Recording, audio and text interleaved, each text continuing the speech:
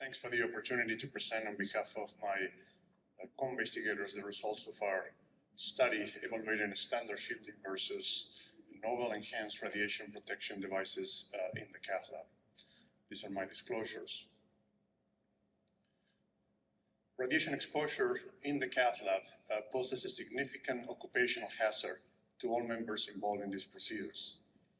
Lead aprons, which is the most common form of radiation protection in clinical practice, is associated with orthopedic injuries and musculoskeletal pain. In response to these growing concerns, medical societies, including SCI and others, have issued recommendations regarding the urgent and mandatory adoption of enhanced radiation protection devices.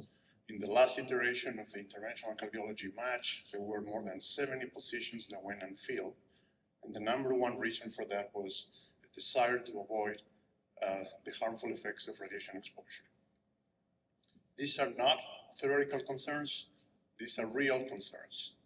This is our chairman, Dr. Dean Kyriakis, a world-renowned interventional cardiologist, who has made his journey with orthopedic injuries very public after suffering a devastating injury that rendered him transiently quadriplegic after wearing lead for 30 years. That's his MRI and his X-ray. You can see complete loss of intervertebral space, spinal cord compression that required urgent surgery. We have now 3 out of 12 interventional cardiologists in our practice with serious orthopedic injuries that require surgery.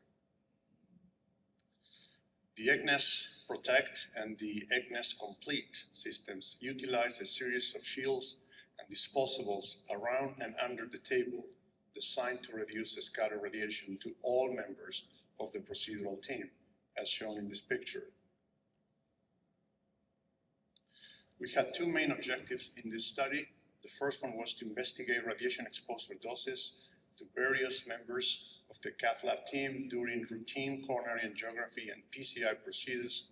The device comes in 2 different versions, the EggNest Protect and the Complete systems, and we use the standard shielding as our standard of care, standard shielding with a standard lead apron.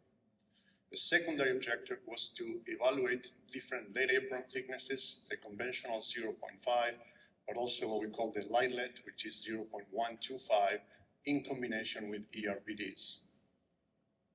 So these are the 3 study groups. The control arm was standard shielding with a standard lead apron, 0.5. And then we had the 2 ERPD groups. You can see the difference between the Protect and the Complete. There is a ceiling-mounted 1 millimeter thick lead that comes in the Complete version of this device. Both ERPD arms had 2 subgroups, one with a standard lead apron, one with light lead apron. So a total of 5 groups. We evaluated 3 positions: the primary operator, the secondary operator of the scrub assist, and then the circulated nurse, which we call position 3. Each person of the team had 5 dosimeters, 2 over the lead, 2 under the lead at the level of the shoulder and hip, and there was 1 in the left temporal region. We measured several outcomes, but the primary endpoint for the study was the effective dose equivalent, which was estimated using the National Council on Radiation Protection and Measurement definitions, and includes both over the lead and under the lead measurements. The ED 122, which is the collar reading divided by 5.6, was also reported among others. We perform analysis stratified by the type of radiation protection used, the standard, Protect, or Complete, and the type of shielded apron worn, 1.25 or 0.5 for each position, P1, P2, and P3. We estimated a minimum of 20 patients per group would be required based on existing data to have sufficient power to detect a statistically significant difference. These are the baseline characteristics. A total of 135 patients were included. Overall, the mean age was 68. There were no differences in the median time, the air kerma or the fluoroscopy time, which is about 7.5 minutes. The dose area product was higher on the ERPD groups, and that was statistically significant. So if anything, these patients in the ERPD group received a higher amount of radiation initially. What are the characteristics of these procedures? This was a coronary study. We have two studies that are ongoing looking at EP and structural procedures. But what I'll be presenting today, the focus is on coronary disease. So all of these patients had angiography.